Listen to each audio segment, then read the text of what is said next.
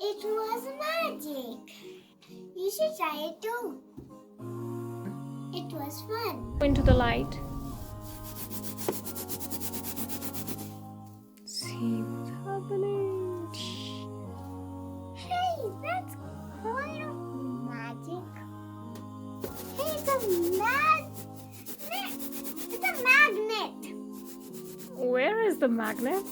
Inside a balloon. No, it should be inside your hair. Hey, I want to have a magnet. Safe for magnet. So this is not magnet. These are called as electrons. What are they called as? Electrons. Yeah, they are charged particles. Think against our hair like a balloon. The charged particles attract another charged particles of the balloon. It has Yeah, it is also having, you can say that, it acts as a magnet and attract each other, okay? Understood?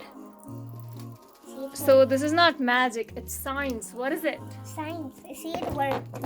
How? Show me. See, I do like this. Okay. And What's happening to the water? it's popping out. Great. Do it again. Cool on my mouth. Just gonna do it with my hand. Hey, it's coming out. See? The water is sprinkling when you take the balloon closer to it. And when you remove it, is it still sprinkling? No. No, Good. it's that. So is it magic or it's science?